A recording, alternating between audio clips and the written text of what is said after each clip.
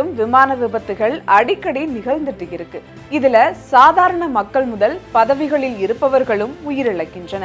அதனால இது போன்ற விபத்துகளை தடுக்கும் விதமா இந்திய பொறியாளர்கள் ஒரு அற்புத கண்டுபிடிப்புகளை நிகழ்த்தி இருக்கின்றன. அதை பத்தி தான் நம்ம இப்ப பார்க்க போறோம். குஜராத்தின் அகமதாபாத்தில் சமீபத்தில் நடந்த ஒரு விமான விபத்து நாட்டையே உலுக்கியது. இதுல 270க்கும் மேற்பட்டோர் உயிரிழந்தது விமான பாதுகாப்பின் முக்கியத்துவத்தை மீண்டும் வலியுறுத்தியது.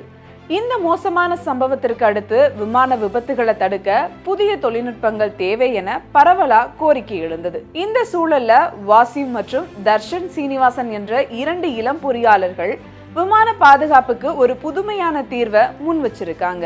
ரீபர்த் ப்ராஜெக்ட், அதாவது மறுபிறப்பு திட்டம் என பெயரிடப்பட்ட இந்த யோசனையை புகழ்பெற்ற ஜேம்ஸ் டைசன் விருதுக்கு அவங்க சமர்ப்பித்து இருக்காங்க.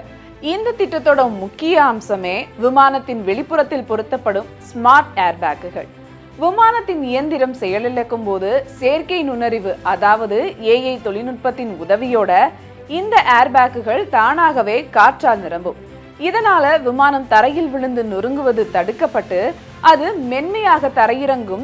இதன் மூலம் விபத்தின் தாக்கம் குறைந்து பயணிகளின் உயிர்கள் காப்பாற்றப்படும்னு இந்த பொறியாளர்கள் தெரிவிச்சிருக்காங்க. விமான விபத்துகளின் போது ஏற்படும் உயிர் பலிகளை தடுப்பதே எங்கள் முக்கிய நோக்கம்னு இந்த திட்டம் வெற்றி பெற்றால் எதிர்காலத்தில் விமான பயணங்கள் மிகவும் பாதுகாப்பானதாக மாறும் என்று பொறியாளர் வாசன் ஒரு பேட்டியில தெரிவிச்சிருக்காரு. இந்த மறுபிறப்பு திட்டம் சர்வதேச அளவுல கவனத்தை ஈர்த்திருக்கு. விமான போக்குவரத்து துறையில இது ஒரு புரட்சிகரமான மாற்றத்தை ஏற்படுத்தும் என பல தொழில்நுட்ப வல்லுநர்கள் கருத்து தெரிவிச்சுட்டு வராங்க. இந்த திட்டத்தில் செயல்திறனை சோதிக்க இந்த பொறியாளர்கள் திட்டமிட்டு இருக்கின்றனர்.